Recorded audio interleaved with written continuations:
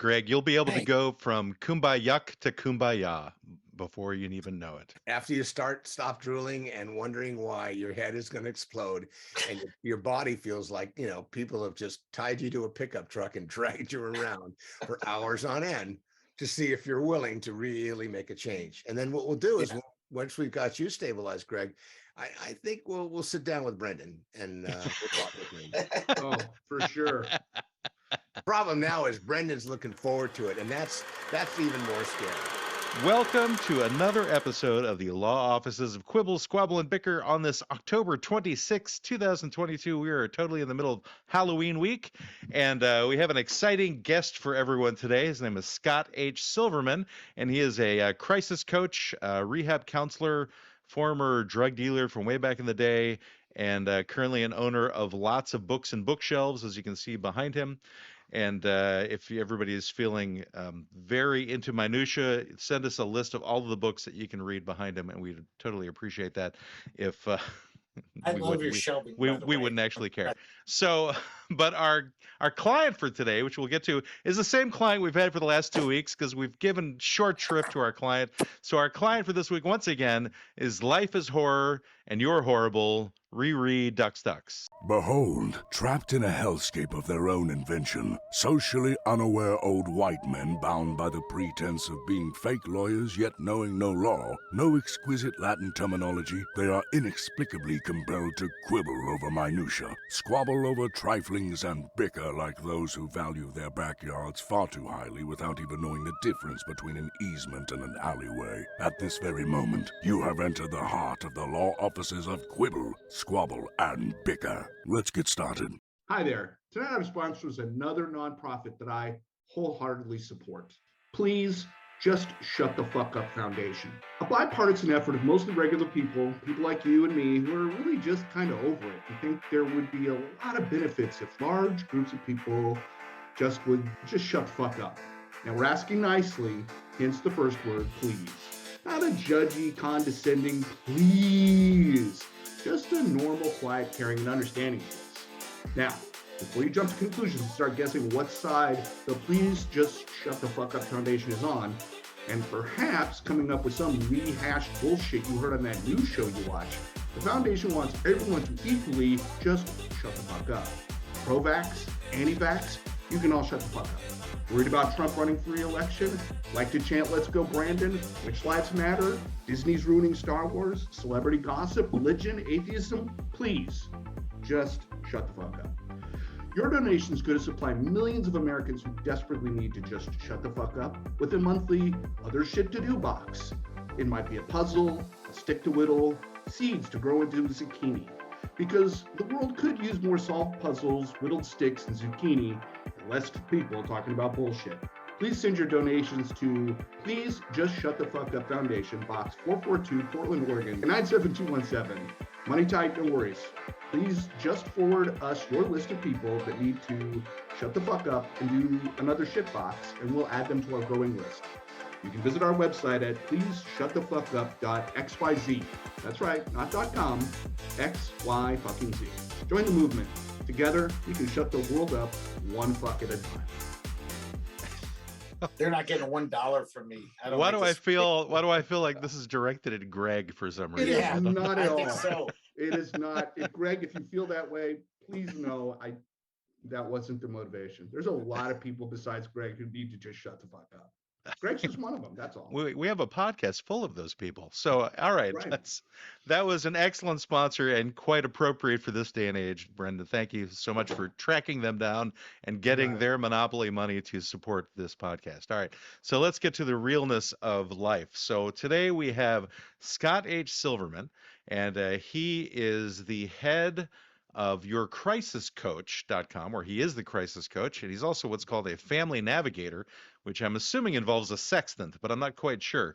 So, Scott, if you could tell us a bit about your story and how you got into crisis coaching, and how this applies to Halloween, that would be a really good segue as well. Well, how it applies to Halloween, just to let you know, most of the people that I serve have been wearing costumes most of their life every day, so nobody can actually recognize who they are. and their behavior is so out of control that the sponsor would be very appropriate. And that's actually one of the key messages I give families. I don't quite frame it like that, Brendan, but I it's the same message. God gave you 2 ears and 1 mouth. If you close the one mouth, both those ears might hear something that might be helpful to the person you care most about. So a little bit about me. I grew up in San Diego, still here. And fast forwarding, I kind of crashed and burned. And when I turned 30, decided it might be time to take my own life. I was not successful with that, which was a good thing, and got some It'd be help. hard to have this conversation if you had done that. Yes. It would be much harder. Absolutely. We need a Ouija board. Yeah, at least, or some sort of telehealth is now available. We could have communicated through some other dimension, and through that experience, I learned that there's a path for me, and that path was to help others. So since 1984, I've had continuous sobriety, coming up on 38 years, and since then I've been pretty much a hopeless people helper, and I work every day to try to help save lives and work with families to help them get their loved ones into the highest, best level of care. I run a treatment center here in San Diego for people who suffer from substance use disorders and alcoholism. And I work primarily right now with veterans, which is really exciting. They're a great group to work with. And we're opening up a new nonprofit next month called the Veterans Navigation Center. And it's going to be to help wraparound services to help their families, because many times the veteran benefits don't cover the family. And when it comes to the disease of addiction, the family is usually as impacted as the person who's self-medicating. So through the years, I've written a couple books. My most recent is The Opioid Epidemic. And as we all know, fentanyl right now is killing hundreds every day, with other opioids, almost north of 400 a day in this country, most of it accidental overdoses. So what I try to do is, whenever I can, get the message out there. So I really thank you guys for the opportunity to be here and share some of my experience, strength, and hope. And maybe someone out there might potentially hear the message, make a phone call, and see if we can be a resource for them. Even though I'm only in one part of the country, I know how to help people and families navigate, which means get them pointed the right direction, how to make the right call, what questions to ask, and more importantly, how to really sort out the level of integrity of treatment that exists out there. Because unfortunately, there's a lot of treatment that doesn't have a lot of integrity. Matt, Sid, did you book Scott? Is this an intervention? I just realized this is some little plot of yours, isn't it? Well, no, it was not a plot, Greg. It's just coincidental. You're internalizing a lot of it. I can't pivot if that's the direction, Greg, we need to go in. So if you want, I can ask you a couple of key questions, and we'll know what to do. Yes, let's do this. Okay, good. Your level of enthusiasm is way too high. So clearly you're already suspect that there may be an underlying issue. And let me ask you, what do you think the issue is? I do drink a lot. Can you tell me more about that? Yeah, because it makes me happy. And I'm not a happy camper, basically. Yeah, and that mug that you have clenched around your fist around, what's in that by chance at this time? Actually, this is the first day ever on the podcast I don't have booze. It's weird. I had a drink when I left work, but usually I have booze. I'm drinking it the whole time. This is Pepsi. What? No way. Yeah, I know. It's a weird coincidence. I'm stunned. Normally it's like a half of a fifth in that thing that he drinks throughout the course of the show. I didn't have time to go to the store. Yeah, well, there are three common items that take place with people who are suffering from self-medication, and they are lying, cheating, and manipulating. So when families ask me, how do we know if our loved one's telling the truth? And my answer is consistently, if their lips are moving, they're not telling the truth. So unfortunately, I don't believe you, but that's okay. No, I'm saying, I will tell you every other podcast I drink. Just this one. So you know what I mean? Greg is not known for being an actual liar. So that is one positive point in his. He has lied about certain things, but this is something I don't know that he's necessarily proud of his drinking, but he's always pointing out how much of a high functioning alcoholic he is. Oh, so. Yeah. And there's I was one of those as well. I had a job, I had a wife, I had a home, I had a mortgage, and I was killing myself at a very sophisticated rate. Were you a user when you were a drug dealer? Were you getting high on your own supply? Were you taking drugs while you were selling? Well, it's funny. I don't really like the term drug dealer. I prefer retired, unlicensed pharmacist. That I get that. Were you getting high though? You were taking the drugs, or you were? I was, yes, to answer your question, I was, and the reason was I wanted to make sure that my consumer was getting the best product the market had available at the time. That's some good quality quality assurance. control. Yeah, because I grew up in a family retail business where service was, one of the underlying benchmarks of how we made our customer happy. So I wanted to make sure that, I could also articulate with my messaging that if you do this, this will happen, and if that happens, we'd like to see it come back as often as possible. How did you move into the drug dealing business? Where did it come from? Did something come naturally? Unlicensed. Sorry. Yeah. The unlicensed pharmaceutical business. Sorry. Distribution, right. Well, here in San Diego, we're a border town.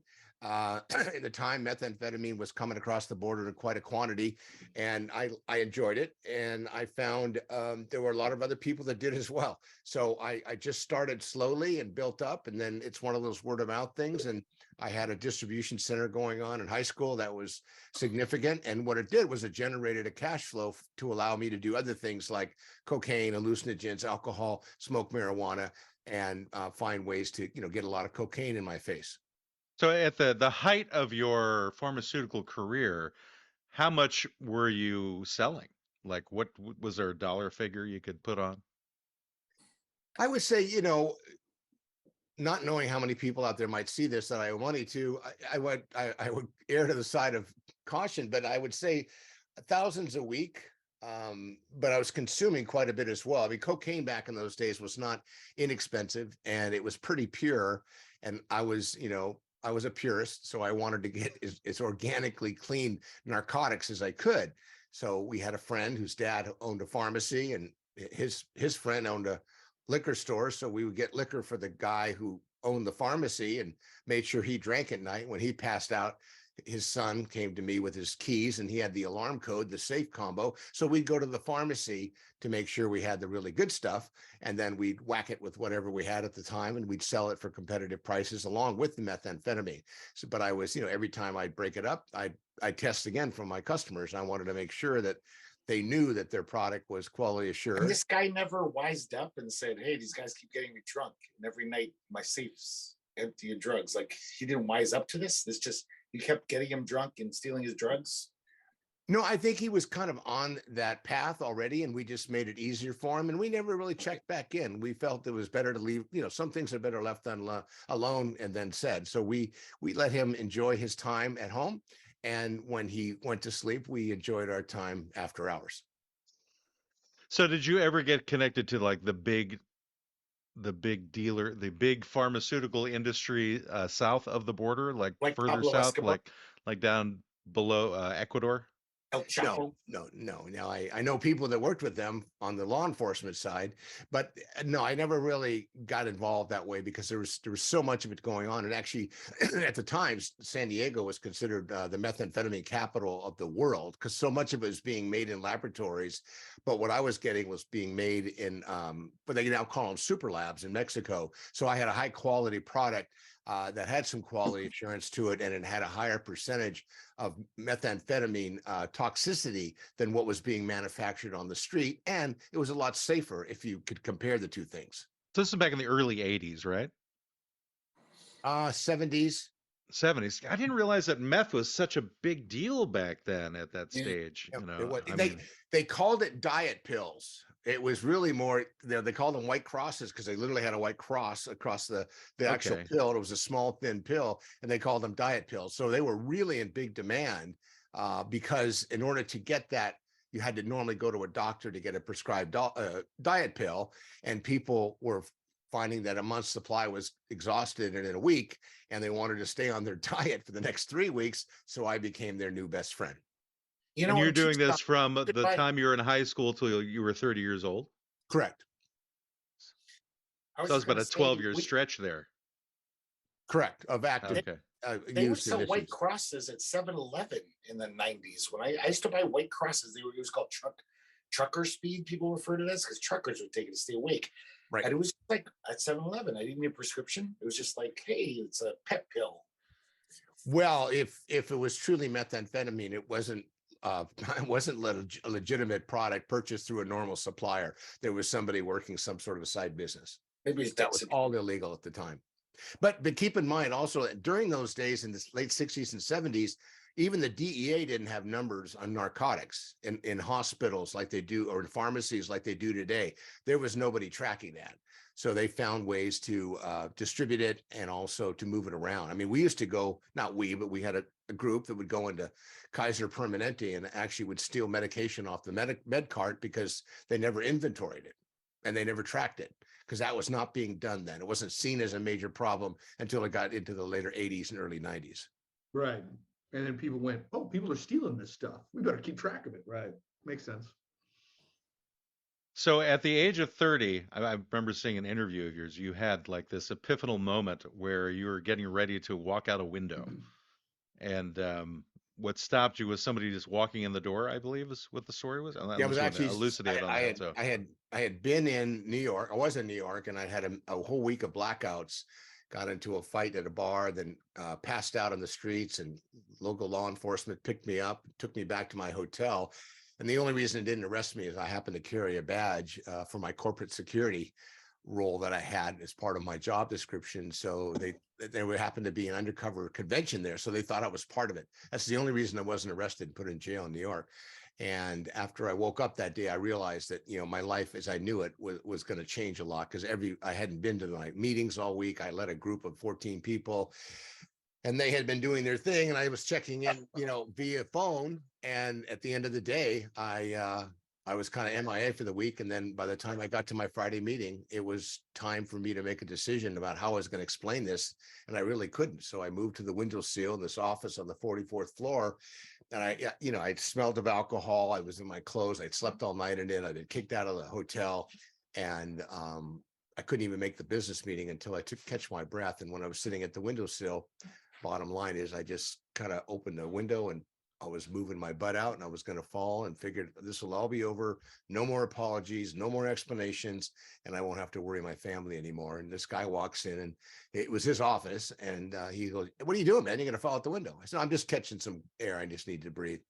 And then he walked out, and the next thing in my head was my mom saying, suicide is selfish. And because she had said that to me a couple of times growing up, and that was my divine intervention. So came in and made a decision to call my wife, and flew home that night, and was in rehab the next day. I was hoping that Mr. T walked through the door. What? Yeah, don't do drugs, fool. It was Nancy Reagan who walked in. Yeah. It was the Kool-Aid guy. Oh yeah, it was that guy. Wow, that's heavy, man. That's. So did you just end it? You just got rid of all your drugs, stopped selling? I went to rehab the next day, and they put me on medication. And I remember checking in. They go, "I hope you had a good time partying last night, because it's all over for you. Now it's time to get clean and sober." And I kind of slept for about a week, and then started going to groups and started learning about the disease of addiction. I'd never been to a recovery meeting. I didn't think of myself as an addict or an alcoholic. I'd been seeing a psychiatrist who was giving me medication because I wanted to stop smoking marijuana. But mixing that medication with the marijuana really gave me a whole new high. So I was really, I had pivoted, and it seemed to be working out. And then I started to learn, you've got to get rid of your old friends and play places and playmates and play things. And it's time to really take an inventory and figure out what you're going to do next, because whatever path you've been on, you're not going to live much longer, And so I decided in group. I remember they had family group. And they said, "So what are you going to do with all your stuff?" And I disclosed that I'd had a couple of, ounces of marijuana at home, and it was growing up in Garbersville, Northern California, and it was really good stuff. And I just didn't want to throw it away. So I said, "I'm going to give it all to my brother." So they said, "Wait a minute, you're going to take all this stuff that nearly killed you, and you're going to give it to your brother? That makes no sense." So my family's kind of looking at me going, nah, yeah, they were a little embarrassed. So it was decided that my wife would find it and throw it away. And she did. Except the stuff I didn't tell her about, because I wasn't sure I was done. That's the stuff you told your brother about later. That was the really good expensive stuff that I had kind of hidden in the wall switches in case the DEA ever raided me, because I was told they never touch electricity because OSHA won't let them. So I hid my stuff in the wall switches. How long was it there before you finally got rid of that stash? Well, when I got out of treatment, I pretty much made a commitment. I was in there for 28 days, and I got a sponsor, and I'd been really committed to group. And I made a decision that when I got home, I would go through and pull the pipes and the bongs and the marijuana and the cocaine and the speed and the hallucinogens. What else was there? Oh, and all the alcohol that I had kind of hidden in a couple of boxes in the garage, and I dumped the alcohol down the toilet, everything else, and just flushed it. And it was really freeing, actually, to be honest with you, because I didn't want to do it again, but and I couldn't really give it to my friends because it would be like handing somebody a hot iron going, hold this for me. So I got rid of it and came back to group the next day and disclosed that. And, it was from there, everything in my life changed. Most of it got better. Brendan, you were in the unlicensed pharmaceutical business at one point, but you left under different circumstances. I had like a food truck compared to my man here had like a whole restaurant. Yeah, I sold weed. I sold weed in the the Northwest, which I think is ironic now, because I'm like, you kids don't even know what it was like growing up here, man. We had to I had a whole business. Now.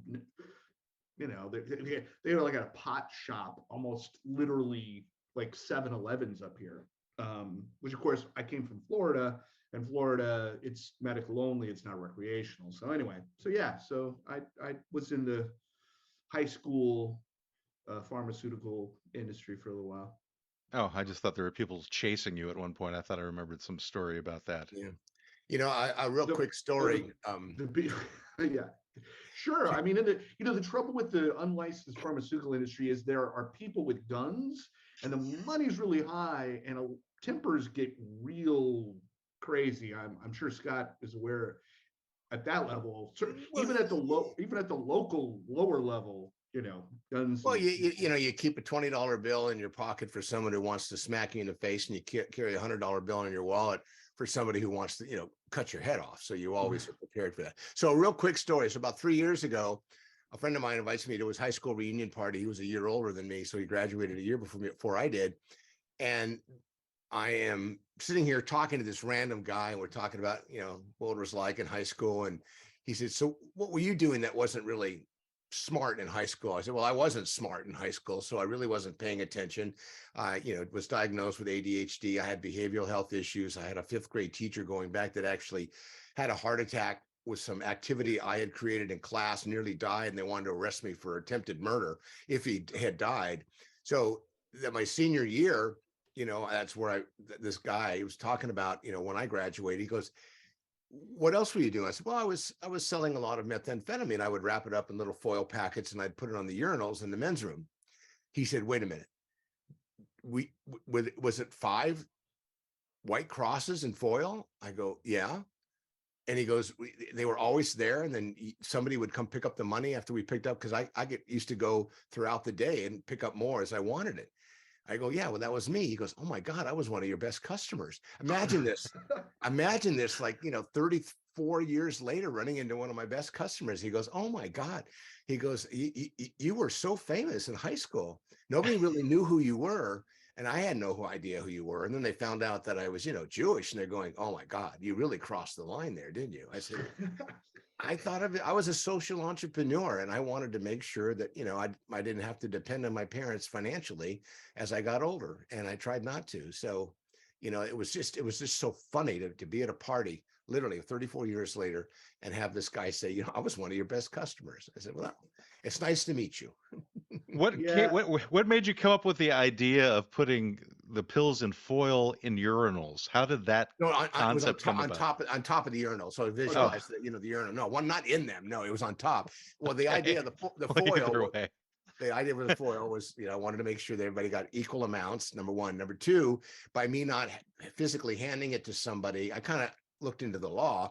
I was not of possession of the methamphetamine when the transaction took place. And when they left their dollar on top of the urinal, I picked up the money. If I ever got caught, I found the money. It was in the bathroom.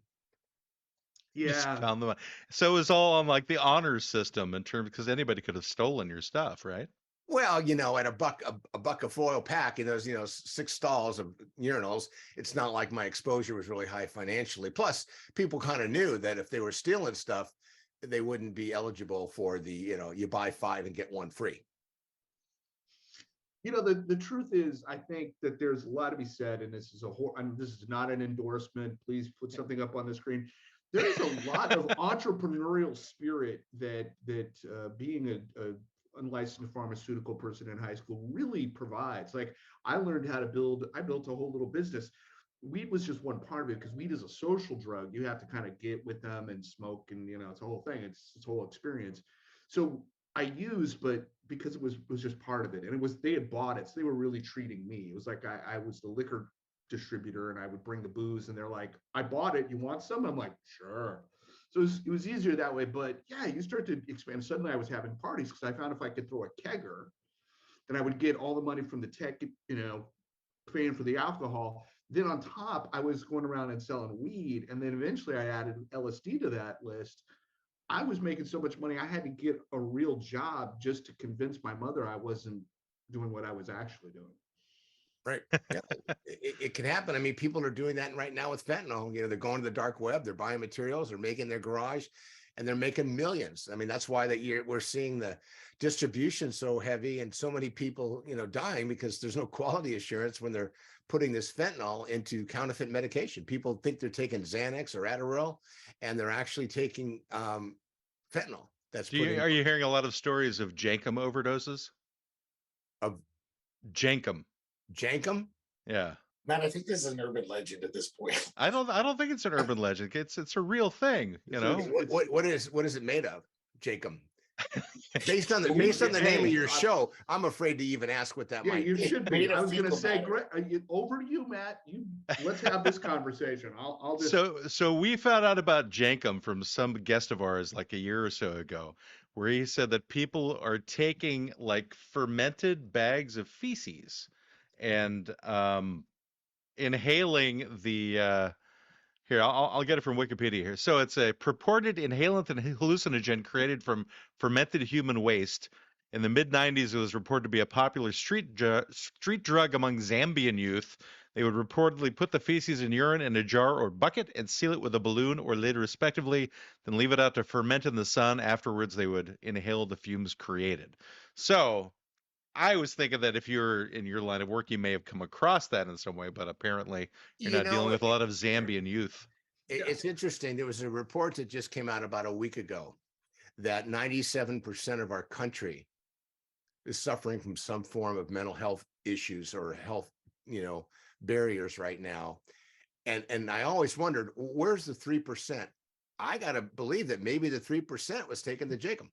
Because I think that's a small group, and I'm not quite sure what the outcome of that would be, mixing those two body fluids, and what that would do for the mind, body, or soul, other than make you feel like you're doing something somebody else isn't doing, which could feel pretty good from an ego perspective, but it just sounds awful to me. Yeah.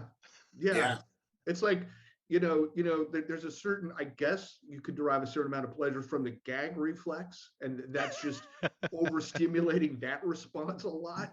Yeah. But I don't know who is into that. Very small percentage of people. I think very poor people. I think it's you have no money to buy drugs. We can't grow weed or mushrooms. Yeah. We have no money, but we do have shit.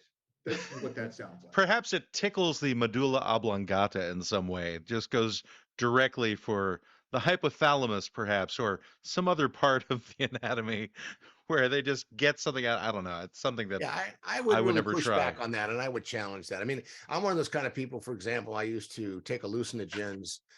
I don't know. Normally, my interviews don't go in this direction, but it's kind of cool. We're kind of reviewing the past, and I'm starting to salivate. So we may have to shift here soon. But I would take Clear Light acid, Brendan, and that was Brendan a liquid. Well, he mentioned hallucinogens. Oh, so I would do it right in my eye. That's exactly what I would do. And you put it in your tear duct, and it would dissolve quicker and go right to your brain rather than eating it and waiting it for it to get digested. Yeah. Isn't it like acid? That's totally true. I swear I have a mark on one of my eyes because of that. I don't know that it is true, but it feels like it's true. Yeah. Isn't that like a drop of liquid acid though? That's like 30 hits or something, isn't it? Like when it would be dropped on a piece of paper, and it would just, it'd be diluted first. Okay. Otherwise, people would be, flapping their wings and flying around, and maybe that's where the Jacum or whatever that's called was created. after you took the LSD. I got a new thing. Forget drinking orange juice. Let's shit in a bucket, put a balloon on top. Yeah, I don't know how those people are strange. Yeah. So today I do the complete opposite. I work with people who are polydrugged, duly diagnosed, have co-occurring issues, and try to help them understand that, the first question is, look, if things are going right for you, don't change a thing.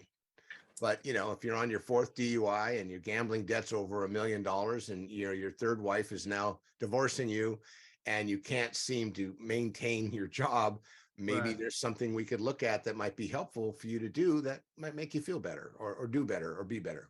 My question is, which is kind of going to what you're saying, is there, having dealt with so many of these people, is there a point where they make that switch? Like what's the there's got to be, it seems to me, there's maybe not with everybody, but an average where the switch flips. That's not like, obviously, I'm on my 4th DUI, but I'm just struggling. Like Greg here, for example, he's kind of functioning, but he's questioning. So where do you, how do you find that? He's questioning himself. I don't think that, by the way, that's a great question. And I don't think there's an easy answer to it, but my simple response to it is everyone believes they're different, and they are. And there's different levels. Some people just like to party. Some people are abusing it, but there are about 15% of the population that suffer from this addiction, if you will. Only 10% will seek help. So sometimes when you're talking to 10 people, finding out who that 10% is takes a little bit of time, but there is no real switch because most people, first of all, think about this. It's a disease of denial. So if you have the problem, you don't think you have the problem. It's the inability to feel feelings. So if you have feelings you don't know how to really monitor or measure or manage, you tend to self-medicate to suppress them. And that could be a good feeling or a sad feeling. It wouldn't matter. It's just feelings. And pressure busts pipes. So people who suffer from any kind of pressure, they're going to find ways to anesthetize themselves. And the third piece of it is the shame that goes along with it and the guilt that goes along with it. It's called denial. So between those 3 factors, if you will, the average person really isn't going to raise their hand and go, oh, by the way, I wake up every day and I do everything I can to kill myself. It just doesn't exist. So it isn't really a switch. It's more of a seed planting, and it's more of a conversation, building trust, and knowing that at some point, Greg's level of uncomfortability through this hour is going to increase, and he's going to think and reflect. And if he does what most people will do, he will fill that mug and he will consume it quicker than he ever has to get past that conflict in his head right now. And then his mind will tell him, keep going, you're just fine. Well, on that note, I think that we should have your contact information. Oh, let me put it up. So that way that Greg will know how to reach out to you when the time is right. Let me throw my number out right now, Greg. 619-993-2738, or just Google Scott H. Silverman, and you'll find me anywhere on the web. And just text me or call me, and we will hold hands together on the path of transformation. And I will do everything I can to be a resource for you when you're ready. Sorry, Greg, you'll be able to go from kumbaya to kumbaya before you even know it. Right. So after you stop drooling and wondering why your head is going to explode, and your body feels like, people have just tied you to a pickup truck and dragged you around for hours on end to see if you're willing to really make a change. And then what we'll do is once we've got you stabilized, Greg, I think we'll sit down with Brendan and we'll talk with him. Oh, for sure. to get all of the acid sucked back out of his eyeball. The problem now is Brendan's looking forward to it, and that's even more scary. Right. I'm in. I'm like, let's do this. Let's get into some. That's right. Some emotions. All right, and do you want to say what your website is too? Because we're going to get into the second half of the show in a moment. Yourcrisiscoach.com, yourcrisiscoach.com. Some people may not remember that. So just do Scott H. Silverman. You'll find my treatment center. You'll find our new nonprofit, and you'll find me. And, if you know, and by the way, you guys may not have an issue, but according to science, each one of you knows 1 to 4 people right now that are suffering. Yeah, he's right below me on the screen. That guy. Yeah. Right there. Wait, someone's under your desk right now? That's right. So, there is. Just a quick question. Now, you're obviously in San Diego, but let's say we had a listener in Omaha, Nebraska. How do you work with people who are just like this electronically? We through the pandemic, and I find that my interventions aren't normally done the way the traditional ones are. I talk to people, we have a conversation, we can do it via Zoom, conference call. Texting is pretty hard because I like to look at people and see if their lips are moving and if they're telling the truth. And most aren't, because look, when somebody hits a wall, whether it's because they got arrested or they realize because family keeps telling them, or they look in the mirror one day and go, wow, I didn't look like this last week, and it's really been 3 years. So it's good to have the conversation and to know that you can trust somebody. And because I'm not a clinician, in some ways I can open doors they can't. And I'm also a guy in long-term recovery. So I've been there, I've done that. And I work really closely with a variety of experts on a daily basis. And what I can do is suggest who they might want to talk with. And then I become, kind of like the lifeguard. I'm the one that swims out. Right. Only when the water is warm, because I don't like cold water. And I said, let me get you ashore, and then start fighting, and you knock them out, bring them in, and you resuscitate them, and then you start talking, and they go, hey, what happened out there? I go, I don't know. Let's talk about it. All right, Scott H. Silverman, and that'll lead perfectly into our cooking segment, where he'll probably have to get some people out of recovery if they actually try this particular recipe. Oh no! Is this Jenkum souffle? No, please. Yes, no more it is. Jacob references. Mart, it's a safe mart. Come to Safe Mart and be safe. Safe Mart is a proud sponsor of Food is for Eating with Waspy Soda Pop. Today's special, sauteed tuna eyeballs. Only $20 a pair. Come get some at Safe Mart. Be safe. Food is for eating. Food is for eating. Food is for eating with Waspy Soda Pop. Hey there, everybody. This is Waspy Soda Pop, and I got a sweet treat for you that anybody can make. Toot sweet. These are chocolate lava cakes with real lava. First, you just want to get some baking spray to spray some custard cups with. Get 1 stick of butter, 2 ounces of bittersweet chocolate, 1 titanium mixing bowl, 2 ounces of semi-sweet chocolate, 3 ounces of magma, fresh, 1 1/4 cups of powdered sugar, 2 whole eggs, chicken eggs, I gotta keep specified, people, 3 egg yolks, 1 teaspoon of vanilla, 1/2 cup of all-purpose flour, and some vanilla ice cream for serving. Now let me give you your instructions. Pay close attention. You want to preheat your oven to 425 degrees Fahrenheit. Spray 4 of the custard cups with baking spray and place on a baking sheet. Microwave the butter, bittersweet chocolate, and the semi-sweet chocolate in a large bowl on high until the butter is melted, about 1 minute. Whisk until the chocolate is also melted. Stir in the sugar until well blended. Whisk in the eggs and egg yolks, then add the vanilla. Stir in the flour. Divide the mixture among the custard cups. Bake it until the sides are firm and the centers are soft. That's about 13 minutes. Just let it stand for a minute. All right, then you want to travel to a nearby active volcano in the fastest mode of transportation you have. If you have like a Paralight propeller type object, use that. That'll get you there quicker. Or a helicopter, something like that. Anyway, because you don't want your cakes to be cooling too much by the time you're going to the active volcano. Anyway, while you're there, you want to collect 3 ounces of magma in your titanium bowl. Then cover. Promptly return to your kitchen. Invert the lava cakes on individual plates. Place 1 ounce of magma to taste on top of each cake and serve with vanilla ice cream. And there you have it. Some authentic chocolate lava cakes with real lava or magma. They're basically the same thing. This is Waspy Soda Pop. By the way, food is for eating. See you next time. Oh, Alrighty. they're lemurs at the end. They're What does that have to do with the rest? they're collecting the loose magma, I think, afterwards. I just want to point out to our guest, Scott, are you sure that you want to talk to me after Greg and maybe not the guy that just did that recipe? Hey, We call him the sober I haven't drunk. touched an illegal substance since 1990. So booze there. is legal, man. Remember what our guest said about lying? Mm-hmm. It's true, though. I have not. Sure, I'm sure it is. Okay. Well, you don't have to believe me, Brendan. You just have to deal with the fact that we're going right into the next segment, of course, which is a legal segment, which means that you have to find a question from our audience to give to Greg.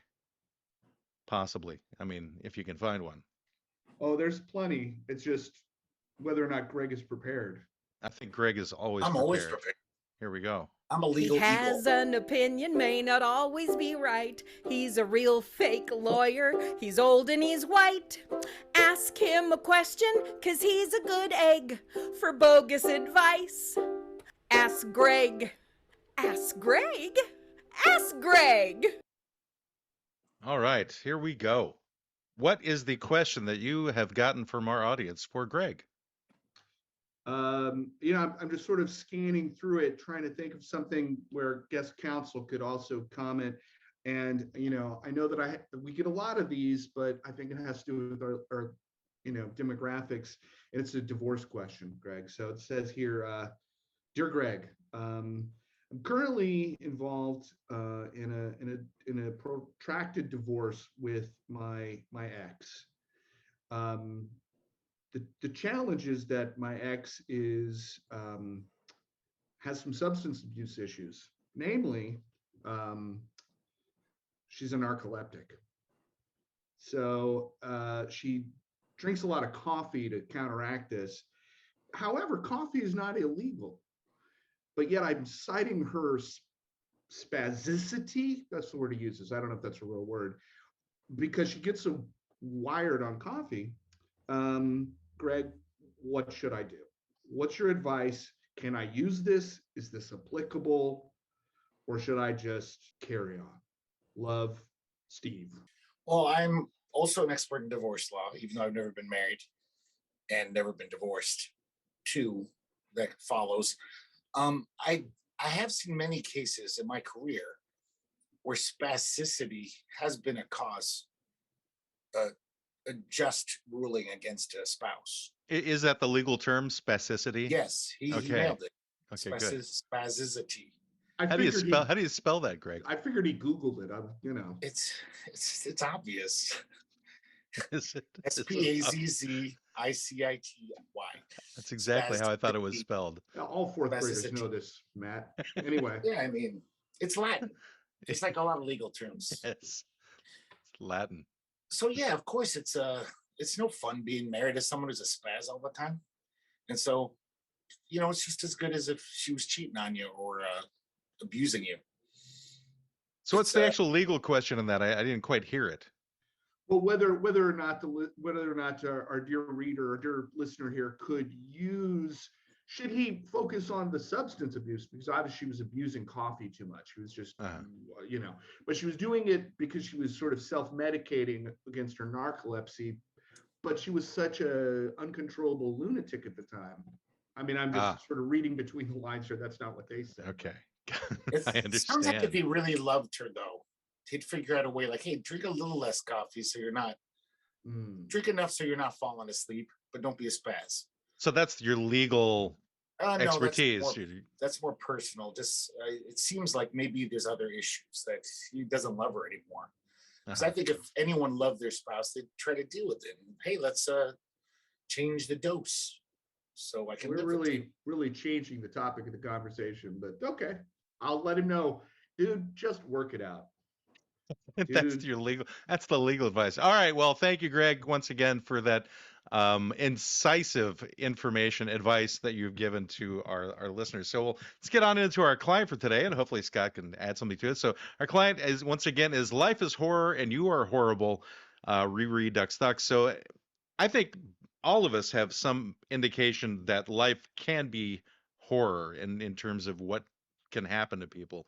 I mean, Scott, you'd given your story about how you were nearly out a window, and imagine if that had actually happened, the horror that you would have created, first of all, for the people at the bottom of that building, once you landed, and what that There would could have been an cause. organ grinder down there. He would have landed right on the monkey, killed the monkey. I thought you were Well, making a pun about no, organ it was, grinding. I think it was the Upper West Side in Manhattan. So I don't think it would have been an organ, maybe a pizza maker or a coffee. He would have got the calzone guy. Oh! Yeah. And, An itinerant accountant. but, in New York, strange things like that happen all the time. They just step over them and keep moving on to their, agenda for the day. Which is kind of an interesting thing that happens with people who are around a lot of horrible things. They get inured to it, and it doesn't affect them anymore. I guess it's like horror movies, like where they keep getting worse and worse and worse in terms of the violence and the visceralness that's done in these movies, where people are no longer looking at it as a horrible thing. It's just a thing. It's bad, but not as bad as it could be. Like, like the Hellraiser movies, when they come and they rip their skin off of you in hundreds of pieces, it's not such a big deal. Yeah, it's a tolerance thing, kind of going back to the guest. It's like you get to a certain point, and then that next level isn't that bad, and it just becomes easier and easier and easier until it's just Portland, and then you go, wow, how did we get here? Just Portland. This used to be kind of a sleepy little Northwest town with some lumberjacks and some rednecks. Now it's like it's bizarre. It's coffee snobs and tent cities. Yeah, that's what I'm saying. It's very strange. I think that's how the line is divided, actually. It's like you are either one or the other, coffee snob, or you live in a tent. I guess I'm on the tent side of that argument. If we're going to be just maybe we should rename Portland Thunderdome. Let's change Really? the name of the city so people know what to expect. And the mayor will be Tina Turner. Yes. That'd be cool, but no, it's not really Thunderdome. That's probably that title would go to Florida before it'd come to Portland. Yeah. I think Florida would be like Blunderdome, though, more than anything. I don't know. Oh, much too much. Well, I guess there's more thunder happening on the East Coast than over here. Although we did have a good thunderstorm here the other day. But getting back to life being horror, have any of you ever experienced like legitimate horror, like something just the worst thing you could possibly have imagined occurring nearby you that you witnessed? That it happened to anybody here? Not really for me. No. So no like major deaths or anything. I saw a gay guy get This is not a. That was scary. What happened? I was going to a gay bar with my brother, and I heard this like gay guy screaming, "Help, help!" And these like fucking shitty punk teenagers were beating him up, like gay bashing him, just because he was gay. And I ran over there, but they didn't really hurt him much. They kind of got scared off. But it was just horrifying. I've never seen violence. I've been lucky. Yeah. And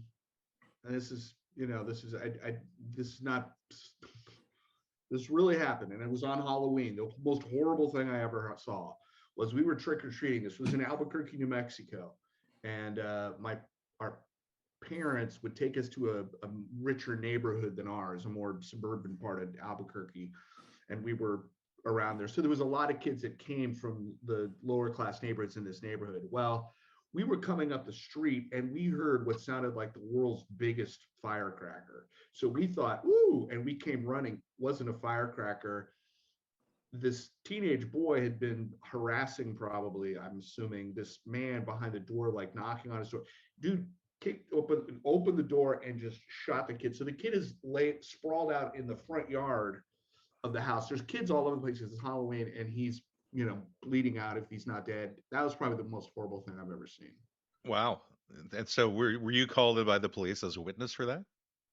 No, we were kids. We just looked at each other, saw that, and went and scattered, because I was like 9, Out the door quickly. I think for me, the closest I've come to anything like that is, well, the story of my uncle having been killed, and then they found his body years later under a trailer. So there's that story, but that wasn't something I was necessarily close to. And then, like, the only other thing would be, I was walking in Los Angeles one evening, and all of a sudden I'm walking with a friend of mine. We're going back somewhere. We're leaving a pool hall, and we hear bam, bam behind us, and we turn and we look, and maybe about a quarter of a block from us, there's a guy shooting at a car that's speeding off across the road, and that's as horrible as it gets, I guess, per se, because I didn't see what happened to the people driving the car, and we walked away so that they didn't start shooting at us.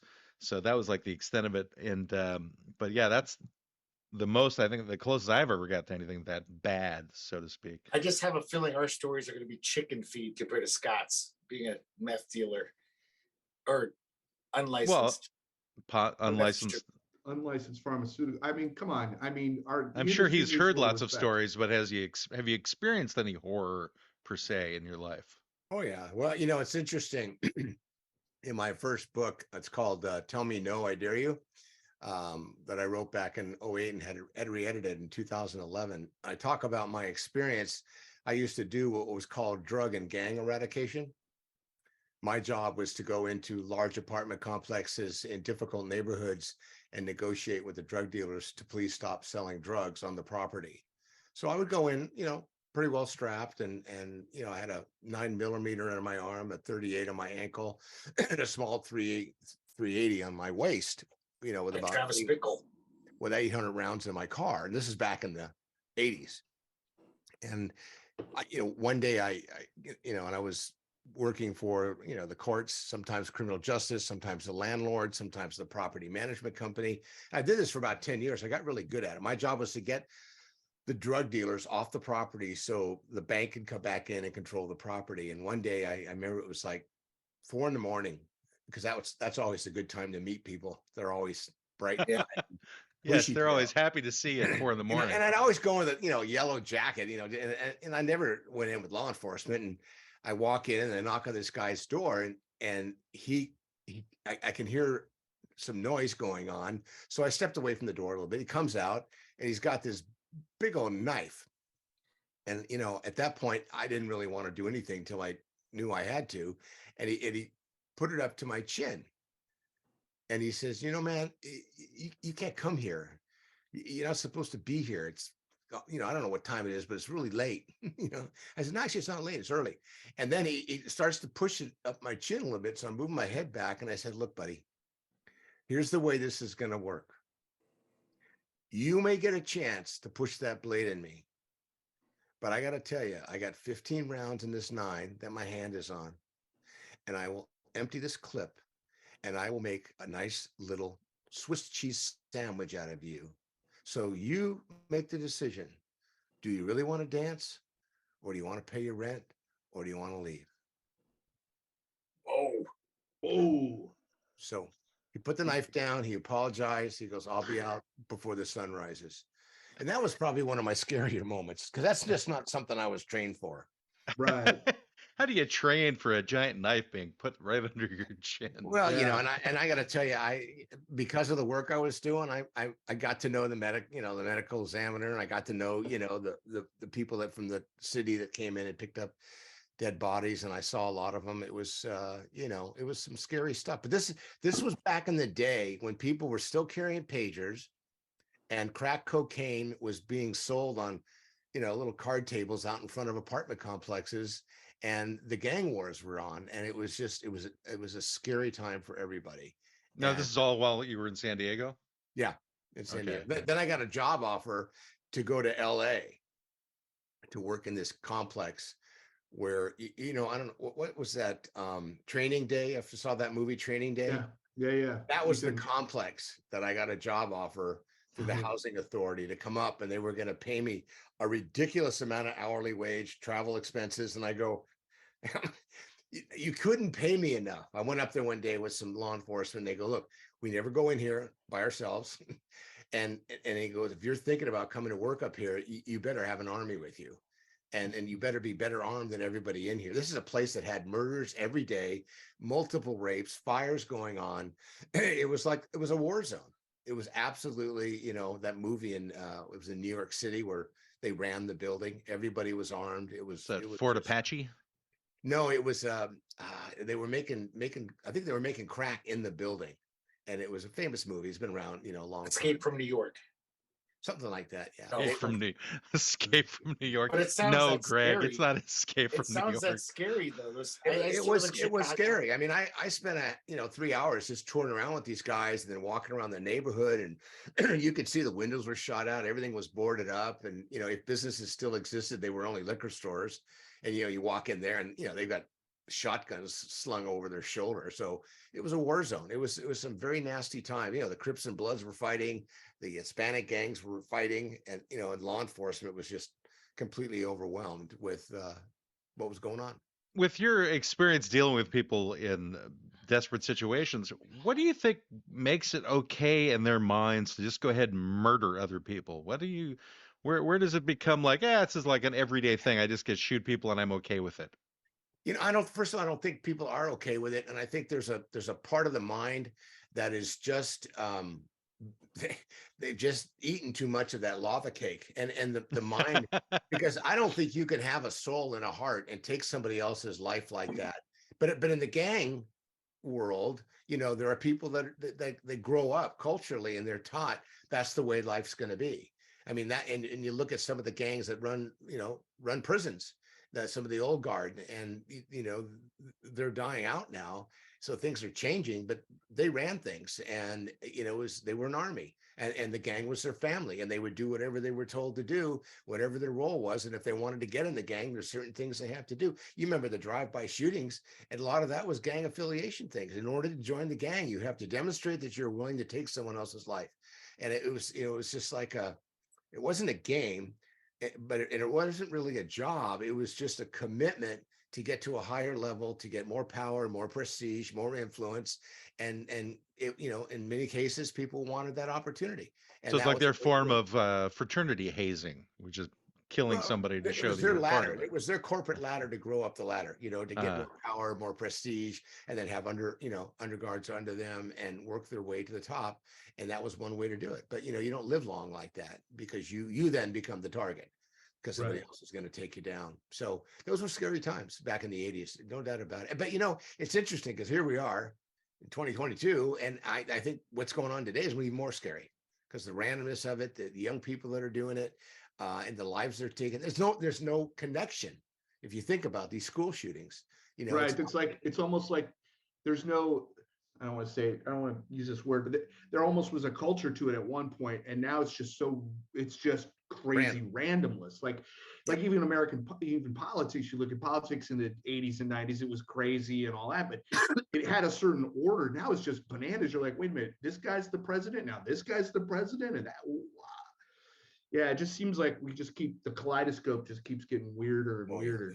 And then you add the fact that everything's become politicized now. Right. People are doing things because their party tells them they should, whether it's right or wrong. And it's just insane. I don't want to get into the politics piece, but and I see some of the most difficult things for families.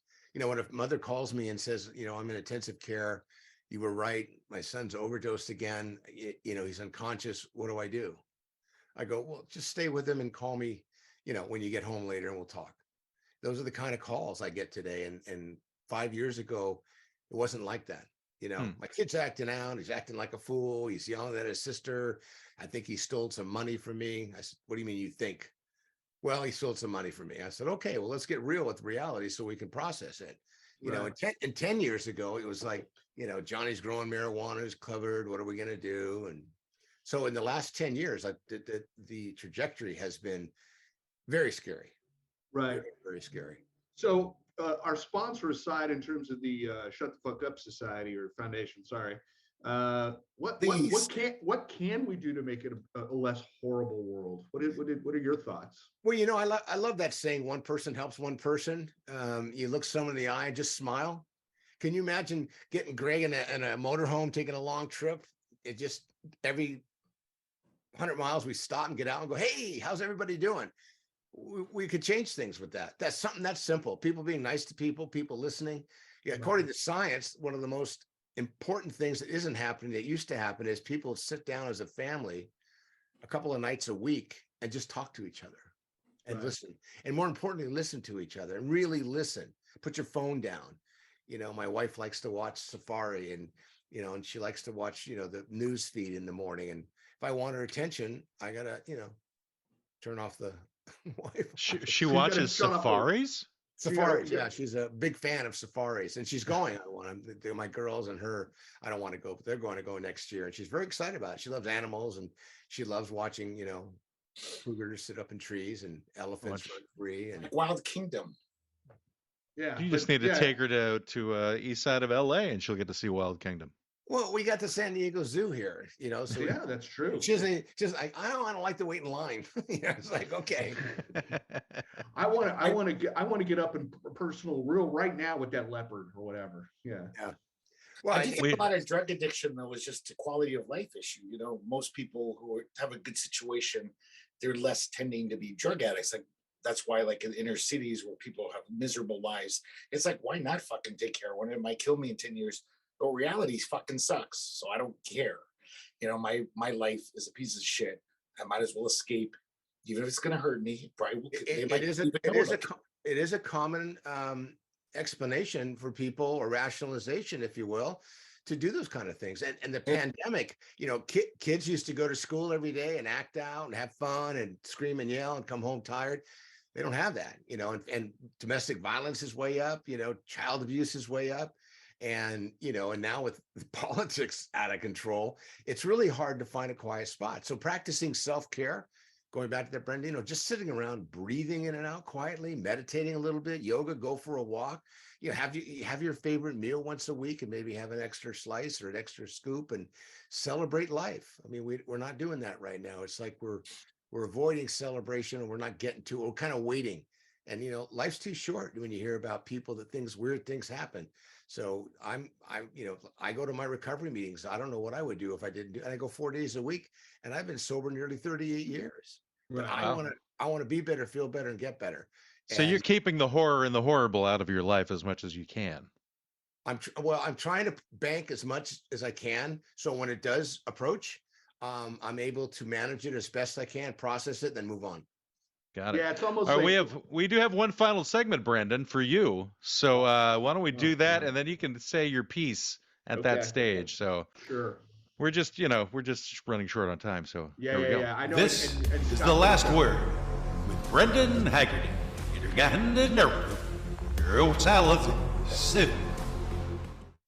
don't know. That's like my favorite part of the show is whenever I play that one. Yeah. Anyway, so Brendan, so our client for today was life is horror and you're horrible. You've got the last word. Yeah, life is horror and you're horrible. And aside from my foundation, which is still very close to my heart in terms of people just need to shut the fuck up. I think it kind of goes back to what Scott says, is that silence is important. Reflection is important, and that's the way you keep the horror out. Is you have to be present. You have to spend time in the moment and not just get consumed by all of the just nonsense that's out there in the world. So be a better person, Greg, and we'll all... Yeah. This is an intervention, guy. It is. You've got Greg crying right now. Look at that. He's sad. Greg, no, seriously, I'm just a bus and a train and maybe another bus ride away. You can come visit me anytime. I'll give you a hug. Yeah. Anyway, that's it. Brendan, let me throw something in just so you know. Yeah. If you're really gonna maintain that relationship with the sponsor, I would highly recommend it's What the Fuck. Is it What the Fuck? Is that what you call it? Or Shut the Fuck Up? Please shut the fuck up. Please shut the fuck up.org. O-R-G. That way, as a nonprofit, you can get the resources you need to really build on that. Okay, you're right. Well, our law offices are a .org as well. So yeah, we've been working that angle. There you go. I'll have to get back register that domain. I thought we were .gov. No, we're .org, Greg. I thought we had subsidies from the government. I thought we were I thought you were XYZ. I mean, that's that's easy. Yeah. For those of both of you out there who don't know it by now, we're at www.qsblaw.org. And we never promote the website, so there we are promoting it for once. Anyway, I want to thank Scott H. Silverman very much for coming on today. I appreciate you putting up with the silliness that we have. That was great. Your story obviously is very serious and is something that people should know about. Please do give your number and your website again for anybody who actually needs help and they're looking for recovery help. And I could tell you, Scott, if they're listening to this podcast, they probably need help. Well, some of Whether the they guests, admit it or not. some of the stars might be as well. You never know. Scott H. Silverman, 619-993-2738. And tonight, or whenever you see this, a little prayer for Brendan and Greg and Matt. And remember, if nobody's told you they love you today, I love you guys. Thanks. I will accept your love in the spirit in which it is Matt given. doesn't love anyone, but Well, I'm saying he's the one to talk to, Scott. I'm serious.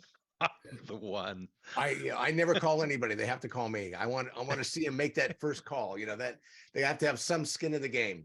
Fair enough. That's Brendan, true. what is the issue that I need resolving in my life? What are you suggesting? You should have a PowerPoint for that next show and just put it Yeah, up there. that'll be our sponsor. I'll go get that sponsor for our next show. What's wrong? Oh, with actually, I Matt? think I've got a great sponsor for next week. I just want to call it Daddy Issues. okay, but you have to. I think you need to go to the wonderful Wizard of Oz and get a heart like the Tin Man. That'll solve it.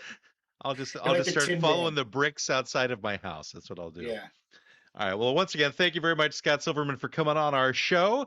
This has been the law offices of Quibble, Squabble, and Bicker. Our consultation with the law offices of Quibble, Squabble, and Bicker has ended. You may pay your retainer at www.qsblaw.org. Please exit to the right of the water cooler and grab a candy from the front desk. We hope to see you again soon, but you need to leave now. I said leave. Why don't they ever listen? Get out! Get out!